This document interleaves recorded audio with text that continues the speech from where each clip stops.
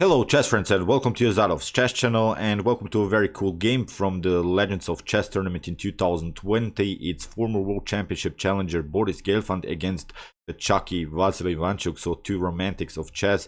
And this game was suggested me by one of my great subscribers, Sahil Chudari. Thank you for recommending me this game because it's really incredible and it's really one of the best chess games in this tournament that have been played so far. So what to say about Boris Gelfand? He hasn't played now many tournaments. He was like sort of in a quarantine, and it's really like, you know, these movies when you watch, there is this mob guy, and then he gets imprisoned because someone snitched on him, and then he gets back and he gets his revenge. It seems to me like Boris is back. It's really incredible how he plays, and Sahil Chudari also has written a very nice comment. He said everyone is a gangster till Boris arrives, so it's really cool comment. So Sahil told me that I can use this title because it's really like that.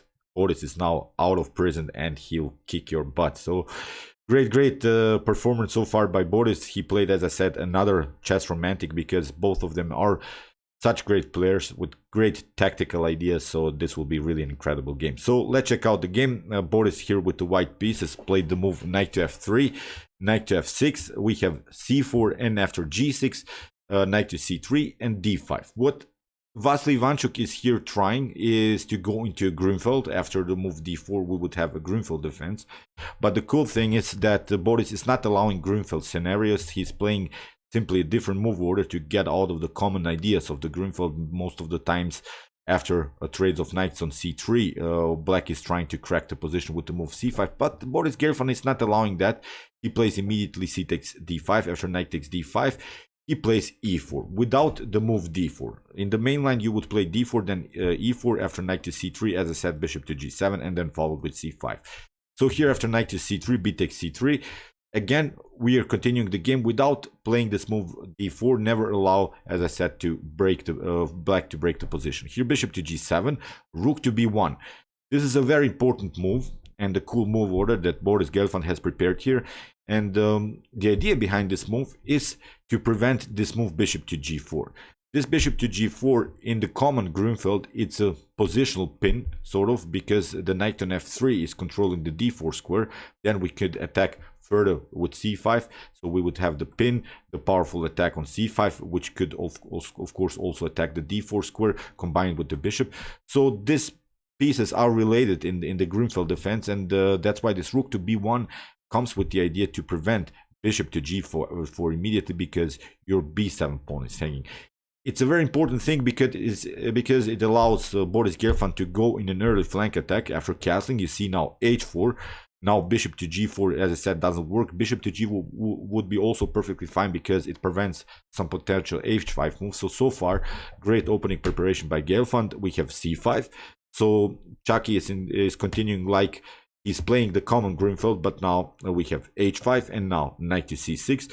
After h takes g6, we have h takes g6. If you take with the f pawn, then bishop to c4 is very risky. You can cover maybe with e6, but I don't like these positions for black to continue here with an isolated pawn. In long terms, we could try maybe something like knight to g5, attacking further this pawn. Of course, it has to be prepared, but it comes also with an attack on h7. So it's not a good choice here, I believe. So you should really take with the h pawn here, like Chucky did, h takes g6, and now we have queen to e2. A very interesting idea by Boris Gelfand. What he's trying to do is sneak in a little bit with the queen here, queen to e3, queen to f4, queen to h4, and then creating our common flank attack and queen and rook battery on the h file. So here b6 played by Ivanchuk, and here queen to e3. I wanted to show you maybe a better line here for Gelfand, which he maybe missed because Magnus Carlsen played that line, a similar line. Of course, it wasn't the same move order, but with same tactical ideas against Shakria Mehmedjadov. Here with the move knight to g5 immediately, because you see now how dangerous this attack can be if your opponent doesn't react correctly. Because most of the times, I hope you don't mind that I'm showing many sidelines, because it's really interesting, this sideline. If your opponent plays something like bishop to b7, which seems like a natural move, nothing special.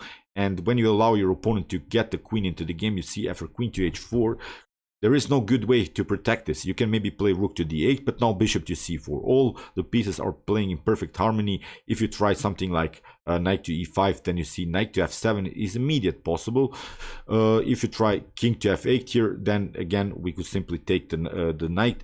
You could maybe take here knight takes f7, but queen to h7 is very, very risky. After king to f8, you see we can take this one. If you try maybe to counterattack, then you get really a nice tactical shot. Rook to h8, bishop takes h8, and queen to g8, checkmate. So here in this particular position, if you try, for instance, knight takes c4, so you don't want to take the knight on f7. If you try here knight takes c4, you take the bishop, then it's even worse, you get checkmated immediately. Queen to e7 after something like rook to e8 here. Again, a nice tactical shot. Rook to h8 here after bishop takes h8. Knight to h6 is game over. So you see, I just wanted to show you how this natural moves for black, it seems that are really good, but they are really risky. So bishop to b7, you see, would be an immediate mistake. Here in the game after queen to e3, queen to d6 was played, so as I said, a better line would have been, instead of this queen to e3 idea, to play the move queen to knight to g5. So here queen to d6 played by Ivanchuk, queen to g5 with the normal ideas, queen to h4 followed with queen to h7 checkmate threats. Here queen to e6 and now queen to h4. Rook to d8 has to be played in order to create some breathing space for the king, because queen to h7 followed what king to f8 doesn't bring you so much. You don't have any more attackers into the game. You could maybe try knight to g5, but in long terms I don't think it brings you so much. So in the game, after the move queen to h4, as said, rook to d8 was played, and now bishop to b5. Now comes already a critical moment, because you could make again a mistake. So here Boris Gelfand is setting some dangerous traps. If you try queen takes a2, then you get rook to b1, b2 attacking the queen, and after queen to e6, d4, pardon me, first queen to h7, after king to f8, now d4 is winning the game immediately, because the idea behind this pawn sacrifice sort of is to liberate our dark square diagonal for the bishop. So now you could try maybe queen takes e4, king to f1 is nothing special, but here after potential e6, you see bishop to h6 wins the game immediately, because if you take, you have maybe an escape plan. Here king to e7, but now bishop takes c6 wins the game, because after queen to c6 now comes the stunner queen to g5. If you go somewhere on the 8th rank, then you get rook to h8 and you lose the rook. So if you try something like king to d7, then you get the fork on e5. So you see how dangerous attacks here prepared here by Boris Gelfand. Great attacking performance so far. So you see, after the move bishop to b5, you cannot take this pawn immediately. It's really dangerous. So Chucky sends the situation in place. Rook to d6, getting out of this tactical mess on the 8th rank. So here knight to g5, finally a similar idea. Now Ivanchuk plays queen to a2, but now rook to b2. We have queen to a1, forcing now kingside castling here by Gelfand, and now comes bishop to a6. Of course, Ivanchuk wants to get rid of this very annoying bishop on b5. We have bishop takes a6. After queen to a6, Vasily has gained the pawn, but the problem is the queen is now far away from the action. Still, we can play something like d4, include this bishop into the game, and now comes f4. So we want, of course, to play f5, e5 if it's possible. So we want to open now files, diagonals for our rooks for the bishops. Rook to f6 was played, and now knight to h7. If you try something like rook to d6, the only way that Ivanchuk can make a draw is hope for a perpetual here with rook to d6. But now after maybe knight to g5 and rook to f6, we would have again this tactical possibility to play the move d4. After c takes d4, we can play rook to f2, sacrificing just more pawns in order to get a huge rook activity on the f file. If you try something like d takes c3, now comes really the master attack here with the move e5. This is losing immediately, because after rook to f5, let's just imagine you want to keep your pieces on the board. You don't want to lose pieces, you don't want to lose exchanges. Here after rook to f5, you see now e6, simply cracking the position further. If you try something like knight to d8, then again queen to h7 followed with king to f8, and now after e takes f7, you see we have a immediate checkmate threat. If you try knight to f7, then you get simply knight to e6 and you lose the bishop. So you see how this flank attack, the h-file attack, works here really in this Grunfeld defense. So here after the move knight to h7, Chucky decides to go queen to d3 and sacrifices the exchange. Knight takes f6, we have e takes f6, and now at least Ivanchuk has solved the tactical problems on the h-file, but still up the exchange. Of course, Gelfand would find a way to include this rook into the game and also this bishop. So rook to e1, we have rook to d8, rook to e3. Very nice move here by Gelfand to finally play something like d3. We want to get this rook into the game and also finally liberate our dark square bishop. Here queen to c4 was played, and now queen to e1, we have queen to e6, and now finally d3. This is now compact pawn structure. If c4 happens, we'll simply lock the position with the move d4.